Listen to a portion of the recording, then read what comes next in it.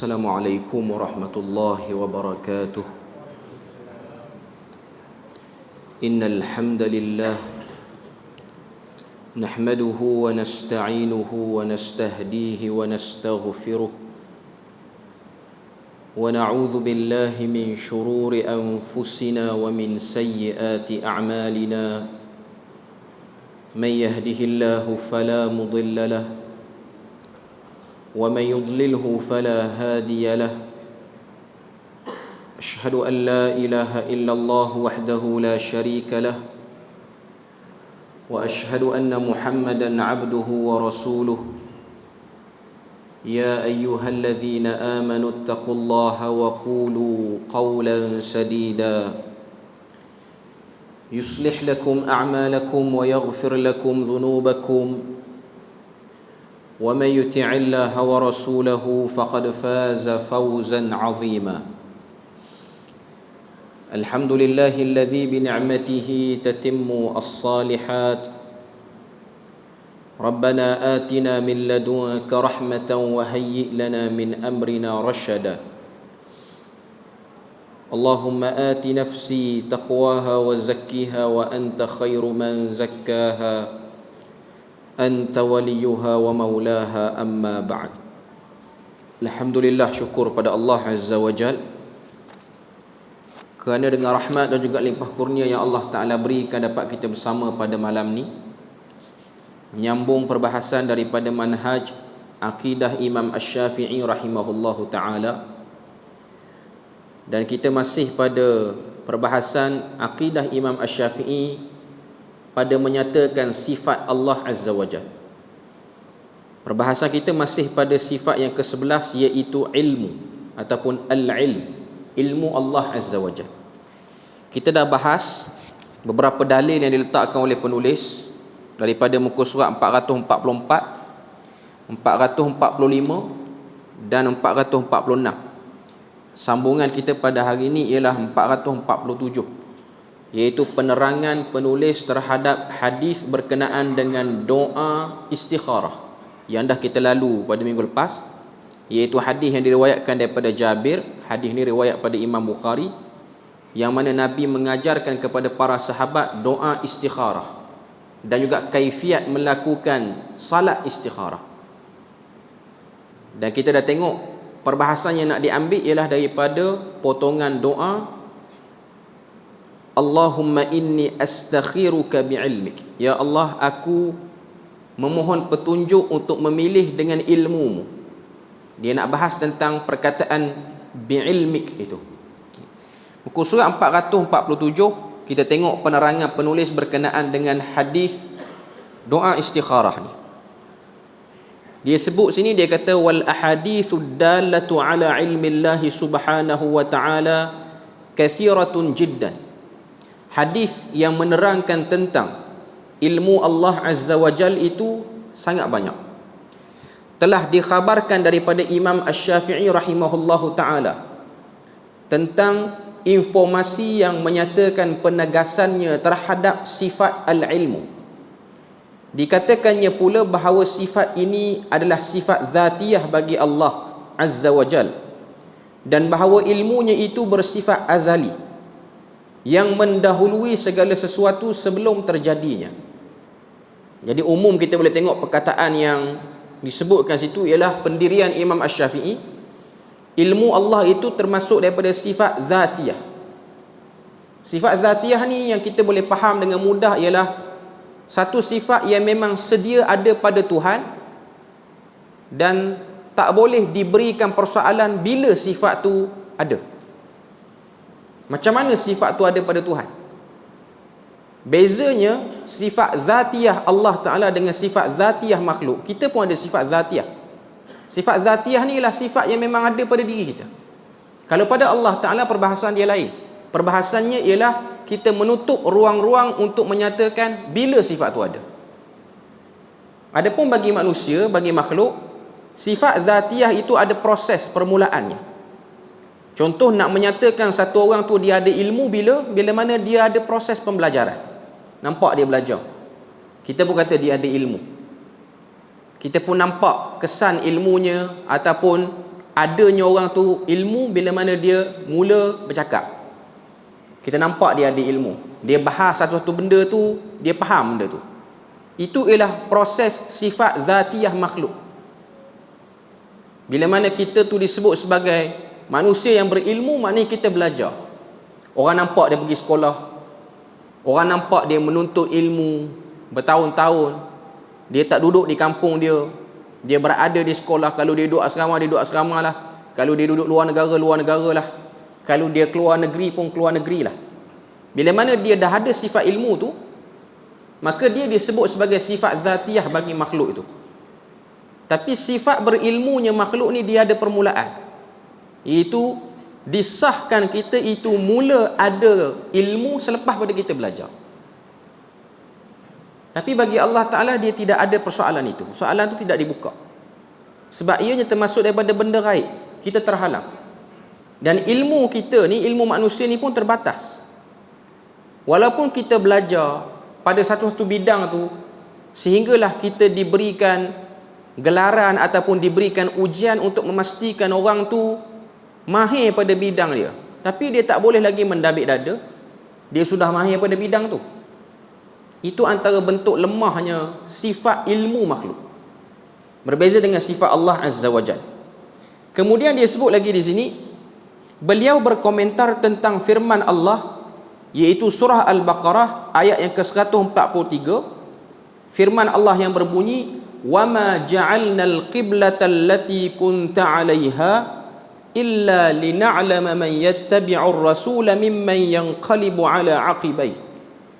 Dan kami tidak menetapkan kiblat yang menjadi kiblatmu sekarang, melainkan agar kami mengetahui supaya nyata siapa yang mengikuti Rasul dan siapa yang membelot. Bukan membelot, maknanya berpaling tadah. Ayat 143 ni ialah cerita tentang berlakunya pertukaran kiblat. Ketika mana ayat ni turun, orang-orang Islam pada waktu tu yang salat, mereka berkiblatkan Masjid Aqsa ataupun Baitul Maqdis. Mereka berkiblatkan tempat itu, yang mana tempat itu sekarang menjadi tempat yang berlakunya, tercetusnya padanya peperangan antara orang Islam dan juga Yahudi. Kita maklum benda tu. Ketika mana turun ayat ni, Tuhan kata pada hari ini bermulalah pertukaran kiblat daripada Masjid Aqsa pergi ke Masjidil Haram di Mekah, khususnya menghadap kepada Kaabah. Allah Ta'ala sebut pada ayat ni, tidaklah kami jadikan pertukaran kiblat itu untuk kami tahu di antara kamu ni siapa yang ikut Rasul dan siapa yang berpaling. Sebahagian kelompok yang mengurangkan sifat Tuhan, mereka kata ilmu Allah Ta'ala itu tidak sempurna pada beberapa perkara. Dalil dia bawa ialah ayat ni. Sebab dalam ayat ni ialah pada perkataan illa lina'lama, perkataan alima di situ, kecuali untuk kami tahu. Maknanya di sisi mereka, kelompok yang mengurangkan sifat Tuhan ni, dia kata Tuhan tak tahu lagi siapakah manusia yang tak nak berpaling kepada Kaabah, yang masih stay nak kepada Aqsa ni. Lepas pada buat arahan pertukaran, baru tahu siapa nak, siapa tak nak. Itu sebenarnya ialah kapasiti ilmu makhluk. Macam mana kita, kalau mungkin ada di dalam ni yang jadi guru ke, yang jadi cikgu, satu orang pelajar tu tidak diketahui kadar kefahamannya setelah dibuat ujian padanya. Buat ujian, baru tahu rupa-rupanya dia tak faham apa satu pun lepas pada ujian tu. Dalam kelas nampak angguk semua, tulis, kerja sekolah pun buat semua, rupa-rupanya meniru sebelum ni, baru tahu. Itu ilmu kita. Tapi ilmu Allah Azza wa Jalla bukanlah bermakna selepas daripada turunnya ayat ni baru Tuhan tahu secara detail. Tak, Tuhan dah tahu dah pun. Cuma ini ialah menjadi satu daripada kayu ukur untuk orang yang ikut agama tu. Untuk makhluk lah. Ini bukan untuk Allah. Ini ialah untuk makhluk. Bila mana dibuat penukaran kiblat itu, maka dia boleh tahu dan dia boleh tengok. Khususnya Nabi dan para sahabat yang beriman, boleh tengoklah siapa yang sebenarnya betul-betul beriman, siapa sebenarnya berpura-pura. Boleh tahu. Ayat ni bukan nak kata kekurangan ilmu Tuhan. Cuma kita nak tengok apa kata Imam Asy-Syafi'i. Ia berkata tu merujuk pada Imam Asy-Syafi'i lah. Ilmu Allah telah ada sebelum perubahan arah kiblat dan sesudahnya sama. Jadi Imam Asy-Syafi'i rahimahullah menetapkan ilmu Allah Azza wa Jal yang mendahului segala sesuatu sebelum terjadinya. Segala benda yang sedang terjadi sekarang di dunia dan bakal terjadi dan dah terjadi sebelum ni, itu semua telah diketahui oleh Allah Azza wa Jal, bukan setakat selepas siapnya bumi, sebelum adanya bumi, sebelum adanya malaikat, sebelum adanya apa-apa makhluk yang mana pada waktu tu hanya Allah Ta'ala saja. Ini semua benda dia dah tahu. Itu perbahasan akidah yang kita nak ambil hari ini. Kemudian dia sebut lagi di sini, kalangan ulama tafsir berselisih pendapat tentang makna ayat tersebut. Imam Ibn Jarir At-Tabari, ini dalam tafsir At-Tabari, berkata yang dimaksudkan oleh Allah Jalla Thana'uhu dengan firman-Nya, dan kami tidak menetapkan kiblat yang menjadi kiblatmu sekarang adalah tidaklah kami menjadikan berpalingnya engkau dari kiblat yang sebelumnya engkau menghadap kepadanya, hai Muhammad, lalu kami palingkan kamu darinya, kecuali agar kami mengetahui siapa yang mengikutimu daripada orang yang tidak mengikutimu, yakni di antara orang-orang yang membangkang. Apa yang nak disebut oleh Imam Ibn Jarir At-Tabari ni ialah ayat ni akan menjadi kayu ukur dan akan menjadi bukti pada Nabi untuk tunjukkan siapakah yang benar-benar ikhlas. Sebab kita kena tahu situasi Nabi bila mana dia sampaikan ilmu, dia sampaikan wahyu. Kita jangan ingat ikut dengan tak ikut saja. Pada waktu itu dia ada lagi kelompok yang dia panggil kelompok ragu-ragu. Dia akan ikut tengok pada musim. Kalau waktu tu selamat, menang, berada pada orang Islam, maka kelompok yang ragu ni akan berpihak pada orang Islam. Tapi kalau pada waktu tu kekuatan kemenangan berpihak pada pihak yang melawan Islam, mereka akan pergi ke situ. Jadi dengan berlakunya pertukaran kiblat daripada Masjid Aqsa ke Masjidil Haram, pihak yang ragu-ragu pada waktu ini mereka mengalami masalah untuk memilih. Ayat ni turun untuk tunjukkan pada Nabi, kelompok yang bersama dengan kamu ni sebenarnya lagi sikit daripada yang sekarang dah ada. Sebab kita kena tahu, kita mungkin jarang dengar kisah sebahagian pengikut-pengikut ajaran Islam pada fasa Mekah, iaitu pada fasa sebelum hijrah. Bilangan yang murtad, yang ragu agak ramai. Cuma kita kurang didedahkan dengan cerita itu. Kita kena ingat, bukan waktu zaman Mekah ni, biasanya kita akan dengar tokoh-tokoh macam Abu Bakar, Ali bin Abi Talib, Uthman bin Affan, Abdul Rahman bin Auf. Ni memang orang daripada awal lagi terima wahyu, sampailah kepada dia orang wafat, dia orang tak berpaling. Yang fasa Mekah 13 tahun ni, golongan ni lagi sukar untuk beriman dengan Nabi. Sebab yang dah beriman pun mereka kecundang, dengan sebab tak jelas apa yang ada pada Nabi, dengan sebab berperang dengan perasaan, nakkan kemewahan juga, nakkan dunia. Akhirnya kadang-kadang gadaikan iman dan akidah yang dah ikut Nabi. InsyaAllah nanti kalau ada kesempatan kita akan tengok senarai nama-nama orang yang asalnya jadi sahabat Nabi. Ni belum hijrah, ni bukan lepas hijrah, ni sebelum hijrah.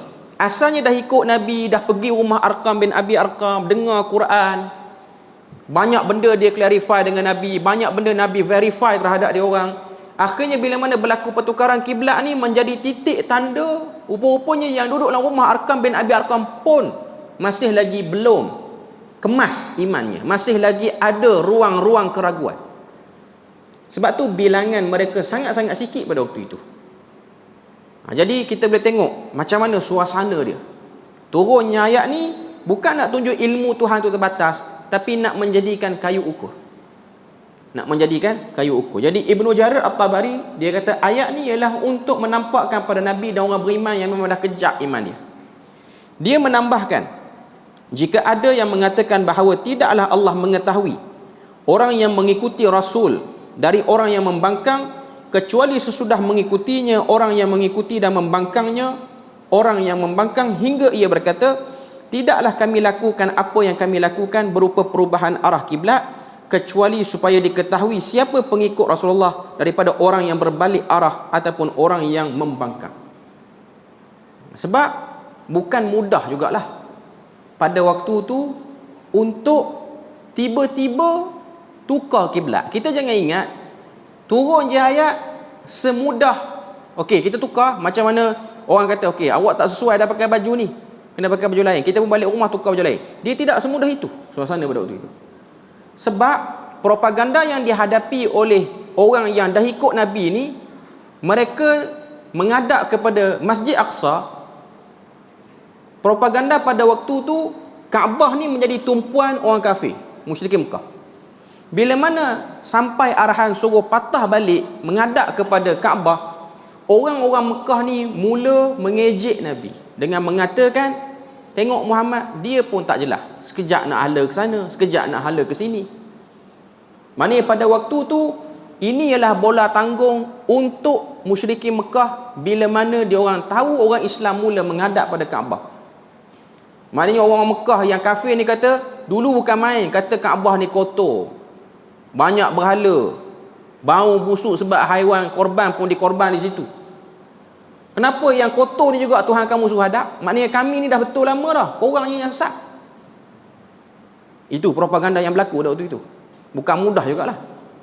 Tapi Nabi dan para sahabat tidak ada pilihan lain yang memang dah betul kelompok-kelompok yang awal ni, melainkan bersabar. Sebab tu tuan-tuan, apa yang kita boleh baca pada sirah Nabi ni juga ialah ada apa-apa konflik dan konfrontasi, benda yang paling selamat ialah diam, tak buat apa-apa. Itu yang paling selamat.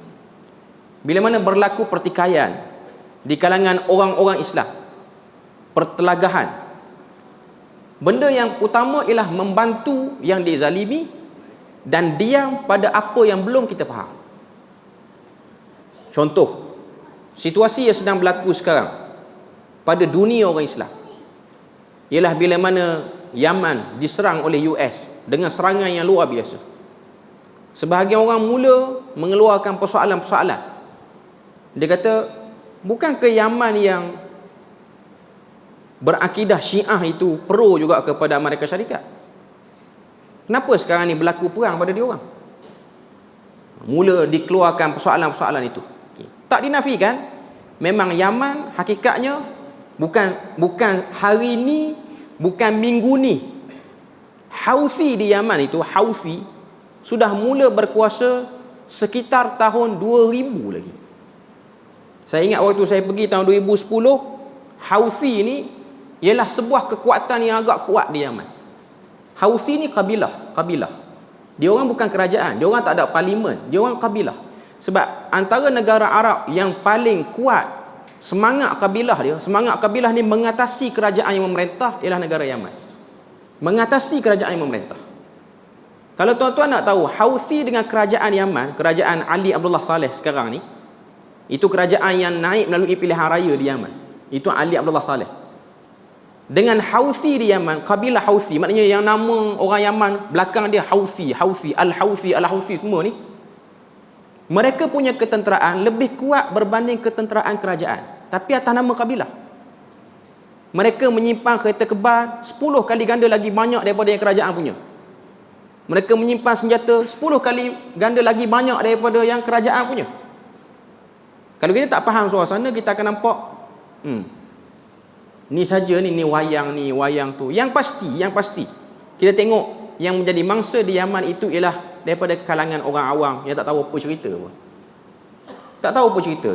Yang duduk di bandar Sana'a tu sebahagian besarnya ialah orang-orang Sunni.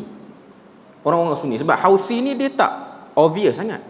Dia taklah nampak. Dan kita pun tak boleh nak beza dia ni Houthi ke tak Houthi. Kita tak tahu. Sebab orang Yaman ni pakaiannya sama, cara bercakapnya pun sama. Dia bukan ada identiti pakai baju warna lain kelompok ni. Jadi bila mana apa-apa saja yang berlaku pada negara orang Islam, dan kita maklum di situ ada orang Islam, pertama sekali kena ada sifat simpati dulu. Pertama sekali. Lepas pada tu yang politik kata ni semua wayang US ni, nak bagi alih perhatian, nak suruh orang Islam tak fokus pada Palestin. Ya, mungkin boleh jadi, mungkin. Bila mana kita sebut mungkin ni, macam-macam mungkin lah. Situ kita boleh tengok dah betapa lemahnya ilmu manusia berbanding ilmu Allah Ta'ala. Yang pasti di mana-mana tempat orang Islam tertindas, sama ada di Yaman, sama ada di Syria, sama ada di Palestin, Kita maklum sebagai seorang Islam, kita kena berusaha untuk ada sifat simpati, mendoakan mereka. Sebab tu sampai ke hari ni, sudah hari yang ke-80 berapa dah situasi tegang yang berlaku di Palestin. Nak dekat 3 bulan dah sebenarnya. Nak dekat 3 bulan dah. Ada negeri dah tak buat dah kunut nazilah. Malah dah. Pak larat. Ada negeri kata sebulan je kita buat. 2 bulan lagi kok suka hati dia orang lah nak bergaduh macam mana pun. Tapi alhamdulillah kita boleh duk buat lagi sampai sekarang. Sebab kunut nazilah ni, selama mana keadaan tidak aman, selama itulah kita akan duk buat. Sebab itulah usaha yang kita boleh buat sekarang. Kalau kita Malaysia ni, kita nak buat apa? Tuan-tuan nak suruh tentera darat bergerak ke arah Gaza, tak akan boleh. Sampai dekat Bukit Kayu Hitam tu dah kena tahan dah. Sebab tuan-tuan kena tahu, Thailand antara negara yang sangat kuat memberi bantuan persenjataan pada Israel, walaupun dia jauh pada Israel. Dia jauh tu. Saya pun kadang-kadang terfikir, orang Malaysia ramai pergi Thailand bagi duit juga tu pada Israel tu. Kita tak tahu dulu, sekarang baru tahu apa yang berlaku. Sebab kalau tuan-tuan tengok, ada beberapa berita di Thailand menunjukkan beberapa orang-orang Israel dibawa masuk ke Thailand. Pelarian dia orang, dibawa masuk ke airport Suvarna Bhumi di Bangkok tu. Dia orang masuk. Jadi dia orang jadi diplomat yang dibawa atas nama suaka politik. Sebab Thailand dia bukan negara Islam, dia ialah negara penyembah berhala hakikatnya. Memang ada orang Islam, melainkan tuan-tuan yang ada saudara mara di sana tu tak boleh nak kata apalah. Saudara mara tu kita orang Islam juga. Orang Islam di sana pun tak bersetuju dengan kerajaan dia yang membantu Israel tu. Tapi nak katanya dengan sebab dia non-Muslim. Sebagaimana India membantu Israel secara senyap, sebagaimana negara-negara kufur lain yang membantu Islam, membantu Israel secara senyap, itu ialah normal. Kafir tetap akan bersama dengan kafir. Walaupun orang kata tak, kita boleh minta tolong kepada non-Muslim, ya boleh dengan kadar yang dibolehkan. Tapi nak rasa yakin, nak rasa selamat dengan dia orang, tak boleh. Tak boleh. Sebab pertama, kita sudah berbeza pada kepercayaan. Yang kedua, menjadi tabiat di setiap zaman, pihak yang tidak bersama dengan iman, dia akan duduk sekali dengan pihak yang kufur, walaupun baik mana pun. Bukanlah kita nak prejudis pada non-Muslim. Ada non-Muslim yang tak tahu apa, dan ramai tak tahu apa pun. Cuma yang pegang kepemimpinan ni, yang duduk di peringkat pemimpin di bahagian kenegaraan. Sebab tu hari ni kita kena tahu kekuatan orang Islam semakin hari semakin tipis. Ini semua daripada ilmu yang Allah Ta'ala aturkan, yang kita tak tahu apa sebenarnya yang akan bakar berlaku. Kita tak tahu. Hari ni negara Islam nak tolong Gaza, kena minta kebenaran daripada non-Muslim dulu. Tuan-tuan tengok bagaimana Islam dihinakan. Nak tolong Gaza, walaupun kita ni ada OIC macam-macam orang Islam, nak tolong Gaza, kena minta dengan Israel. Tak boleh tolong semudah-mudahnya. Bukan boleh lalu kapal terbang, pakai buat turun je makanan, bekalan air. Tak boleh. Kalau tuan-tuan tengok kan, kalau tuan-tuan tengok peta Rafah dengan Gaza, dia Mesir, semenanjung Sinai, Rafah, Gaza. Rafah tu ada dua. Dia Rafah belah Mesir satu, Rafah belah Palestin satu. Dia macam padang besar Thailand, padang besar Perlis. Dua macam tu. Dua border. Okay. Nak pergi ke Rafah belah Gaza tu, dia bukan bagi pasport terus boleh pergi. No, tak boleh. Tuan-tuan kena lalu satu laluan yang jauh, masuk ke tengah bandar Israel dulu. Kena masuk ke border tu. Lebih kurang 50 km, lepas tu buat pusingan U-turn ke Rafah tu balik. Bukan mudah jugalah. Walaupun memang kita boleh cross hanya beberapa minit je hakikatnya. Tapi sebab apa? Sebab semua barang-barang bantuan perlu ditapis di checkpoint Israel dulu. Sebab tu orang tengok air banyak bagi ni, mesti nak tolong Gaza, nak bagi orang dia orang minum air cukup, nak bagi dia orang ada tenaga. Tak boleh, nanti dilawan kita pula. Susah hakikatnya. Hakikatnya susah. Sebab tu yang kita boleh buat hari ni ialah berdoa je pada Palestin. Itu je hakikat kekuatan yang terakhir dah dalam kita. Kita pun tak tahu Tuhan sedang menyediakan apa sebenarnya untuk dunia ni. Tapi yang saya tengok je lah, ianya sebagai satu isyarat akan berlaku tanda-tanda besar kiamat yang seterusnya. Sebab kalau tuan-tuan tengok, kalau kita baca hadis-hadis akhir zaman, Tuhan akan sediakan bumi Syam ni sebagai tempat pertempuran antara Dajjal dengan Nabi Isa. Dia akan jadi medan tempur. Palestin Syam, Syria pun Syam. Ini semua wilayah Syam. Iraq pun Syam, Lubnan pun Syam. Ni semua wilayah ni berada dalam keadaan tidak selamat hakikatnya. Cuma satunya Jordan. Walaupun orang kata Jordan ni selamat, hakikatnya tak selamat sebab Ramsa dengan Syria tu dekat. Lepas tu border dengan Palestin pun dekat. Saya ingat zaman belajar dulu waktu keadaan Syria tak selamat, masuk juga peluru-peluru tersasar ke wilayah Jordan ni. Walaupun taklah kena sampai teruk, tapi masuk. Dan yang berlaku di bumi dua tanah suci Mekah dan Madinah, apa yang sedang berlaku? Kemewahan demi kemewahan. Saya tak tahu video yang tersebar sekarang ni, orang non-Muslim boleh ziarah Masjid Nabi. Banyak orang share video tu. Non-Muslim. Free hair. Saya tak tahu sebab saya tak pergi umrah dalam masa terdekat beberapa bulan ni. Tak jumpa lah. Pergi tahun lepas tak tengok lah. Cuma orang duk share timbalan Menteri India pakai sari macam dalam cerita Bollywood tu, pergi. Yang Mat Saleh dengan rambut tak berapa nak hitam mana pun pergi. Sebab kita kena tahu satu masa nanti di akhir zaman Nabi sebut bumi Madinah ni akan kosong sehingga makamku itu haiwan liar duduk lepak di makam aku tu. Sampai tahap tu maknanya Madinah akan kosong. Orang kurang minat nak pergi. Dan orang-orang beriman semuanya akan berkumpul di Syam. Antara tanda akhir zaman kalau tengok, para ulama akan berkumpul di Syam. Tuan-tuan kalau tengok sekarang, ulama-ulama yang berpindah daripada Syria, dia orang duk standby kebanyakannya ada di Jordan, juga ada di sebahagiannya border antara Iraq dan Jordan dan Palestin tu.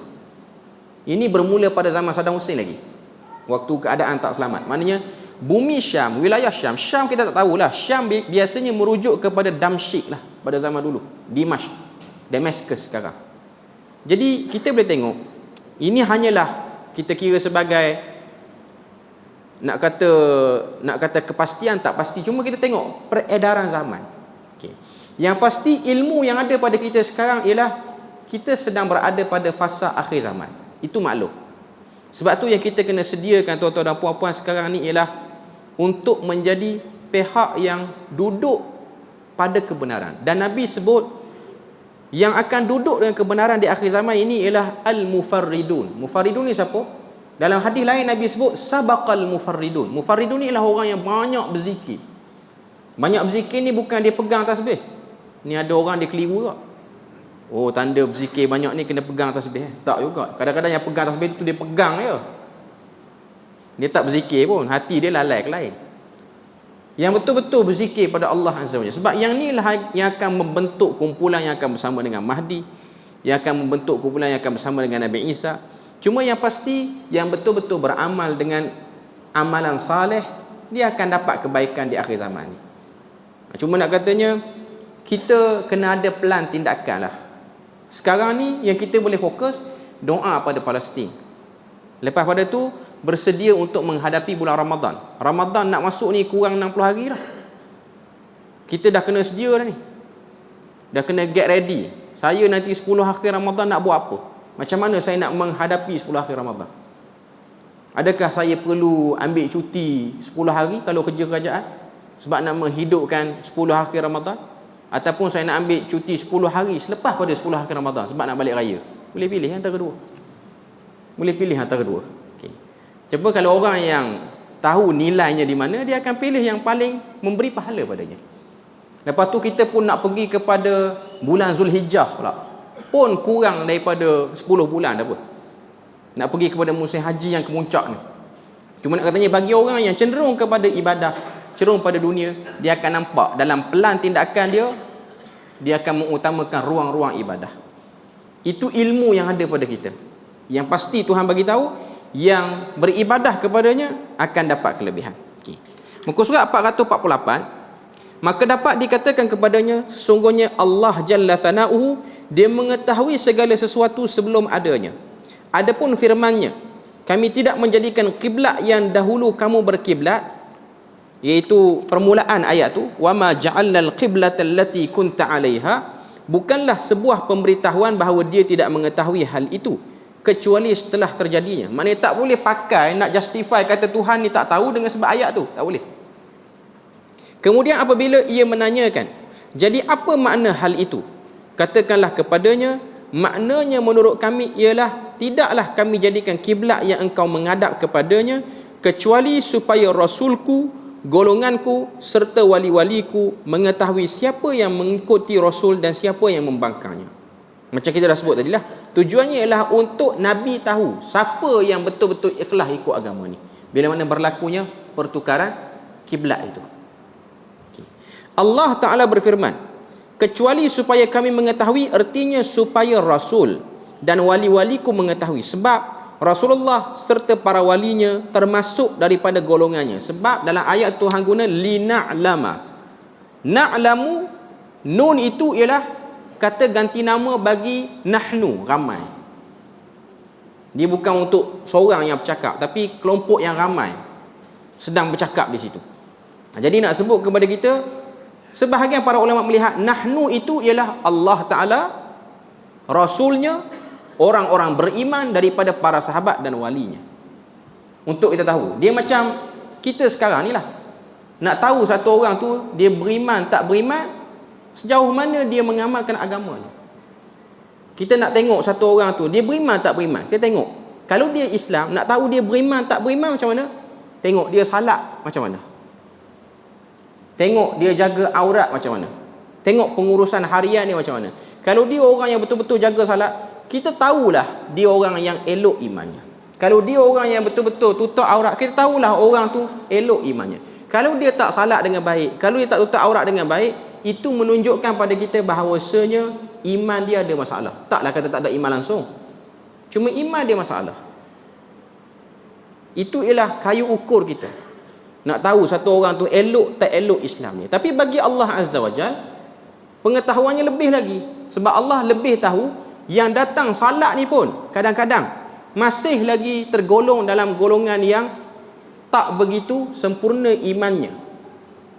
Belum jaminan lagi. Cuma yang pasti yang tak masuk tu memang awal-awal dah out dah. Awal dah terkeluar dah. Jadi itu kayu ukur untuk kita sebagai makhluk. Kemudian Ibnu Jarir menyebutkan dalil-dalil dari perkataan orang Arab. Sebahagian mereka berkata, hal itu dikarenakan terkadang masyarakat Arab mengungkapkan ilmu dengan penglihatan atau sebaliknya, sehingga maknanya menjadi melainkan supaya kami melihat orang yang mengikuti Rasul. Namun pendapat ini ditolak dengan ucapan penakwilan ini salah. Sebahagian ahli tafsir dia kata lina'lama dengan makna linanzura. Kami nak tahu dengan makna kami akan tengok. Tapi itu hanyalah dakwaan yang kurang kuat. Mudahnya nak beritahu pada kita bahawasanya nak justify ayat tu sebagai nak kata ilmu Allah tu kurang, tak boleh.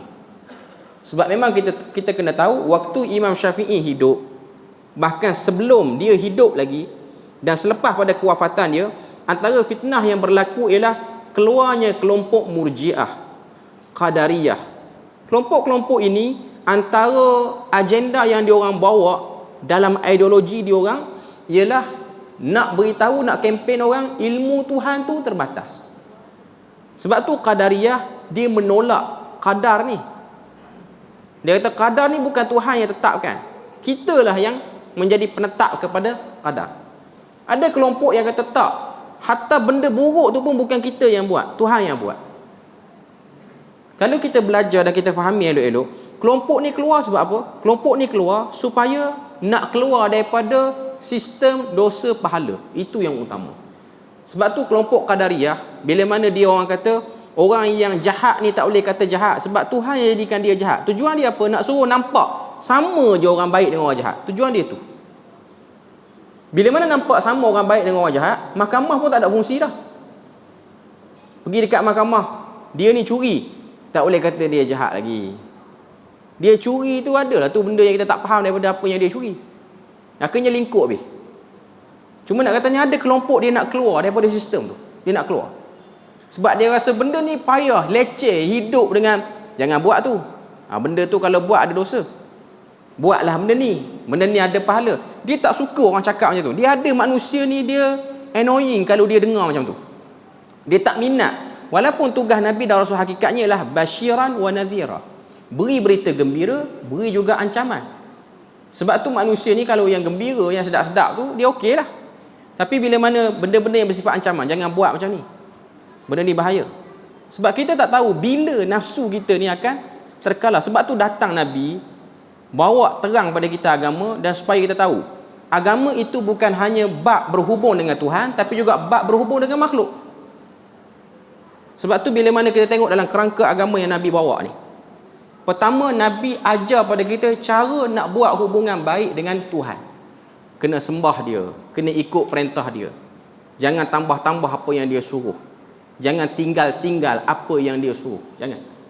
Sesama makhluk yang disebut sebagai akhlak pun Nabi beritahu pada kita supaya kita kawal marah kita, kita kawal baran kita, untuk kita hidup dengan baik. Kalau sesama suami isteri, kalau ayah dengan anaknya, orang tua dengan budak-budaknya, kadang-kadang kita tak boleh kawal dan kurang iman kita, kita bersifat bermudah-mudah lambat ni. Tapi Nabi datang, dia terangkan. Semalam ada kawan daripada Terengganu datang, dia cikgu sekolah. Dia cerita tentang satu kes, kalau tuan-tuan ingat yang viral dulu, ada seorang guru besar yang tampar pelajar tengah-tengah perhimpunan ke apa. Peristiwa tu ataupun kejadian tu berlaku di Terengganu, di Kuala Terengganu. Sebab kawan saya ni dia cikgu sekolah, dia katalah guru besar sekolah rendah kan, guru besar tu muda lagi, umur 40-an, baru naik pangkat jadi guru besar, Bila mana dia tampar tu viral, sebab ada seorang cikgu yang rakam video tu viral. Sebab cikgu-cikgu di sekolah tu pun tak suka lah dengan kawan tu. Sebab tu ni model ni, dia kata. Dia pun rakam. Dia rakam. Kawan saya tu dia mengajar di sekolah sekitar tu lah. Dia kata sebelum rehat tengah hari, maknanya sebelum pukul 1 tengah hari, lepas daripada video tu tersebar di Facebook, benda tu dapat kepada pejabat pendidikan daerah, cikgu tu, guru besar tu pergi rehat nak makan. Dia tengah makan, PPD dah call dah dia, pegawai pendidikan daerah dah call. Dia pun dah agak dah, dia kena kali ni, dia dipanggil, dia ditukarkan serta-merta. Lalu PPD pun maklumkan kepada sekolah-sekolah yang sekitar bandar Kuala Terengganu tu lah. Bila mana video tu dah viral, semua pengurusan sekolah tak nak ambil cikgu tu sebagai guru besar. Dah tahu dah dia lempang orang daripada depan orang. Susah lah macam tu, nak ambil macam mana. Lalu dia dihantar kawasan yang agak pedalaman sikit lah. Cumanya kes dia agak besar sebab orang dah viral. Jadi dia bergantung kepada mak ayah pelajar tu. Kalau dia report, cikgu tu akan berhadapan dengan tindakan tata tertib. Antara benda yang dia akan kena, mungkin penurunan grade dia, mungkin status tetapnya akan dikontrakkan balik. Itu antara implementasi yang dia akan kena lah.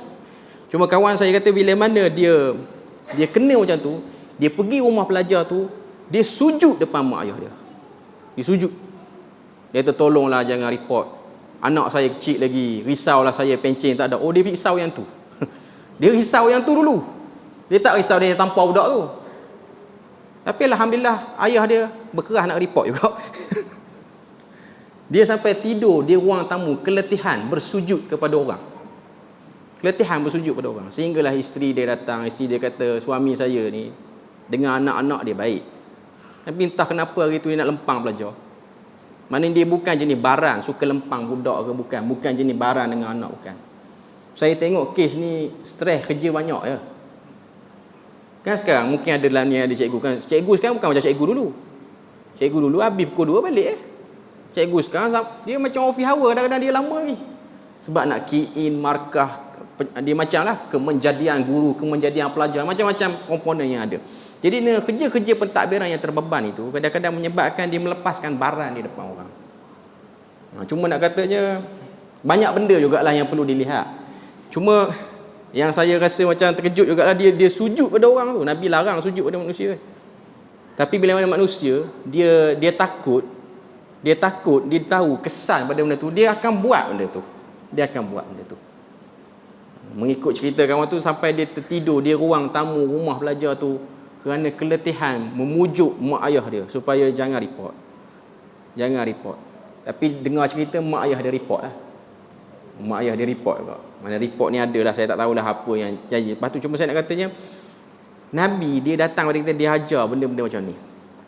Sebab tu tuan-tuan, kadang-kadang kesibukan kerja ni sedikit sebanyak akan menyebabkan kita terkuranglah beri perhatian pada ibadah. Itu antara punca dia.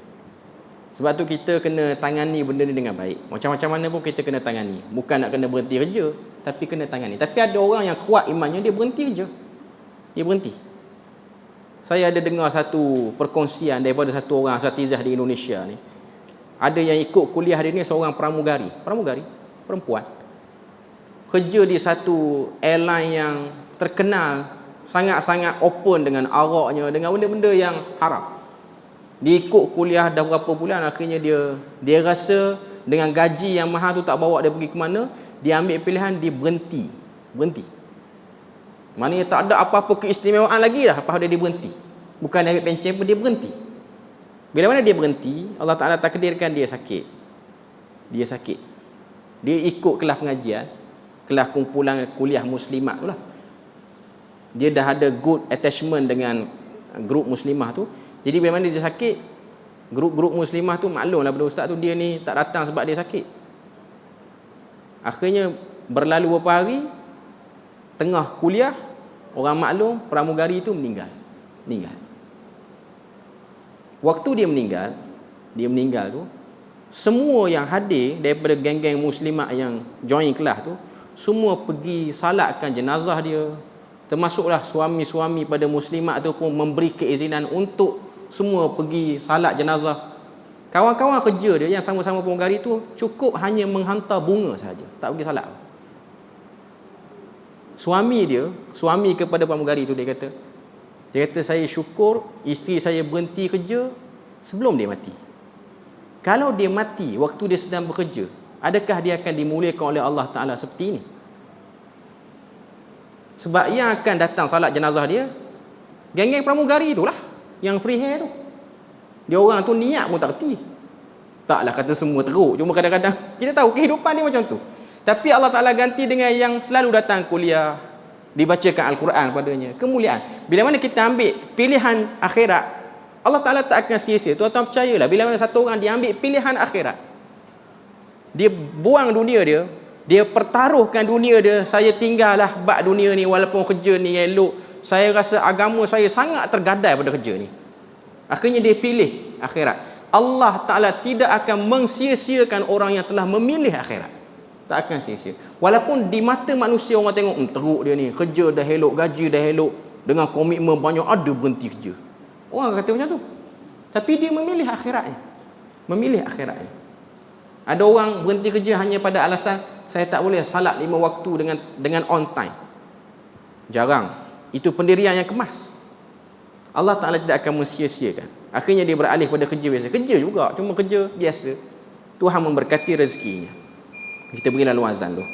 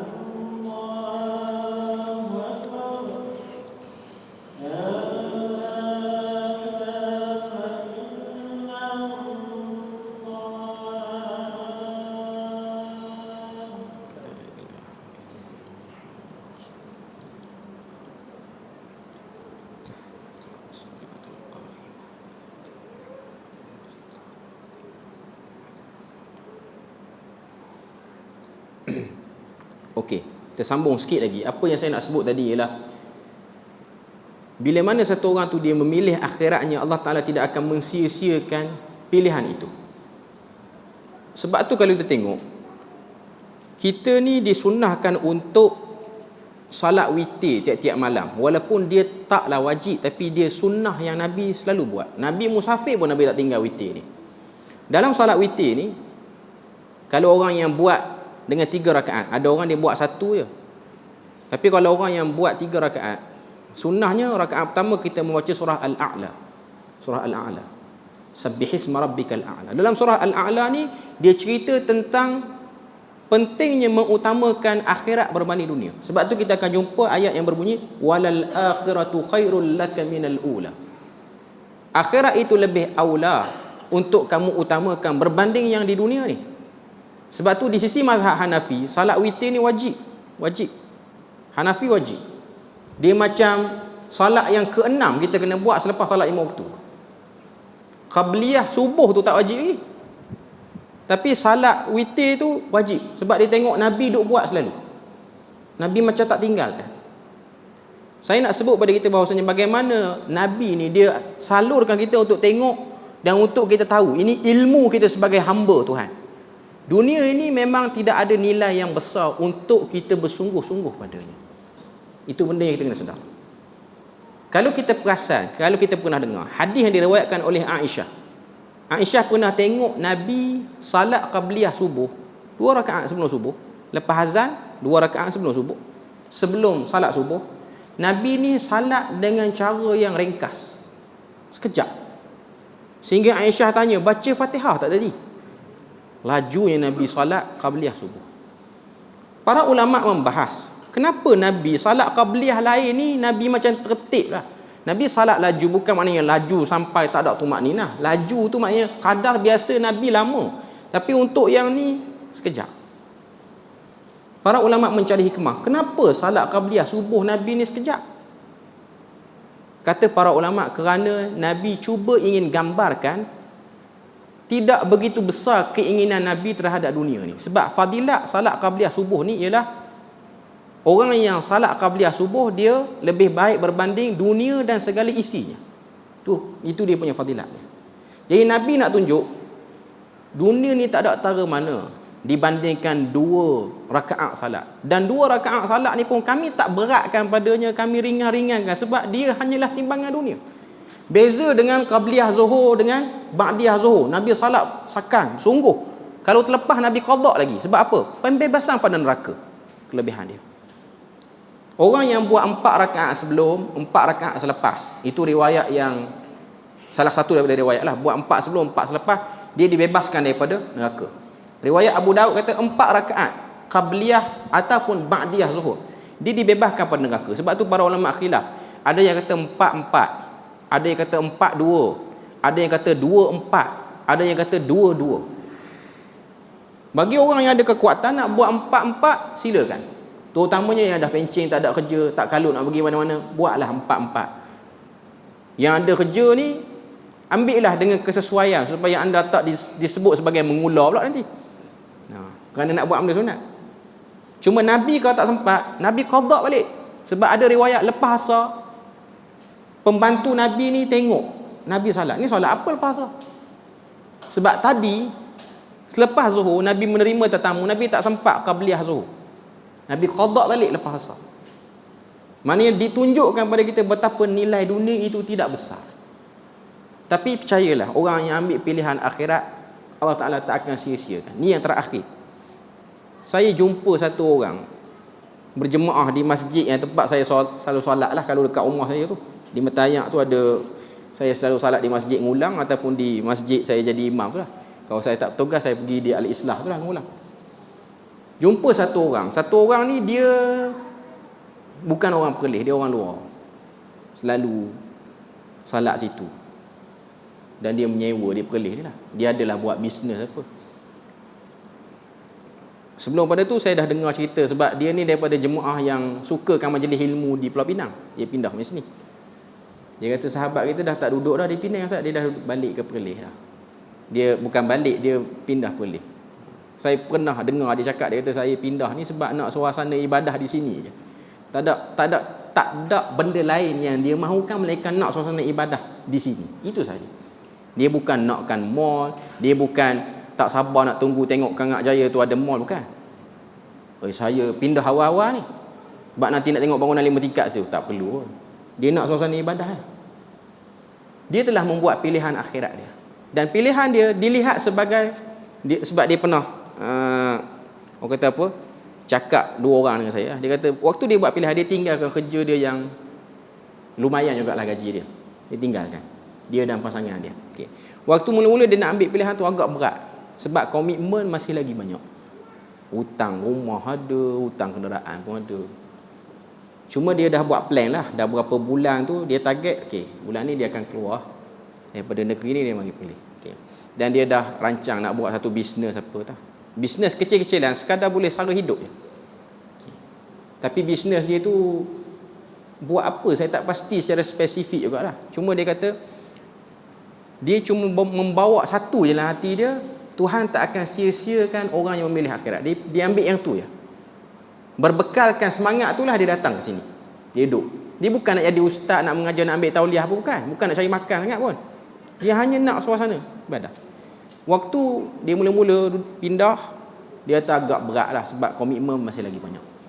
Tapi cekal hati dia ni duk buat ibadah salat 5 waktu sebab dia nak yang tu. Sehinggalah perniagaan dia telah diambil tender oleh orang luar dengan kos yang banyak. Maknanya orang ambil dengan dia, mungkin dia buat perkhidmatan apa saya tak pasti, tapi orang ambil banyak dari dia. Orang bayar lamsam kat dia, dia dapat duit lamsam tu, dia tunaikan, lansaikan semua hutang dia. Kurang daripada setahun benda tu berlaku. Dia kata saya tak pernah terbayang saya terlepas daripada hutang ni daripada usia itu. Maknanya dia duduk agak mesti tua lama lagi baru boleh habis hutang tu. Saya duduk terfikirlah waktu dia duduk cakap tu, saya kata ini berkat memilih akhirat. Tuhan tak akan sia-siakan pilihan akhirat dia tu. Sebab dia memang betul-betul jelas, benar hati dia. Ya Allah, aku nakkan kepada ibadah yang betul. Aku nakkan kepada akhiratmu. Mudahkanlah urusan dunia aku, jangan bagi aku sangkut lama sangat dunia ni. Allah Ta'ala buka jalan, akhirnya dia bayar lamsam. Sekarang ni dia tak ada apa-apa hutang yang besar, tak ada lah. Yang ada kereta, jaga maintenance ni lah. Kereta dah bayar habis, rumah dah bayar habis, selesai semua. Anak-anak semua pun dah besar, anak-anak ada haluan masing-masing. Cuma dia duduk dengan isteri dia dalam keadaan Zuhur ada masjid, Asar ada masjid, Maghrib pergi kuliah, Isyak salat, jaga rawatib, jaga zikir pagi petang, ada duit lebih sikit sedekah, bayar zakat apa semua. Kehidupan itu yang dia nak. Saya tengok tenang banyak, sangat tenang, kerana dia memilih akhirat. Tu di dunia, tu di dunia. Apatah lagi di akhirat, Tuhan akan muliakan pilihan dia tu. Yang kita tahu ilmu kita memilih akhirat lebih utama.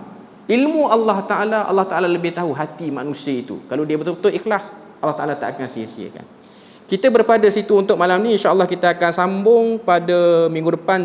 Minggu depan sekali lagi, sifat ru'yah, melihat Allah di hari kiamat. Muka surat 450. Perbahasan-perbahasan pada muka surat 449 dan 448 tu ialah elaboration sahaja daripada kalam Ibnu Jarir At-Tabari yang dah kita bahas tadi. Subhanakallahumma wa bihamdik, asyhadu an la ilaha illa anta wa astaghfiruka wa atubu ilaik. Wassalamu alaikum warahmatullahi wabarakatuh.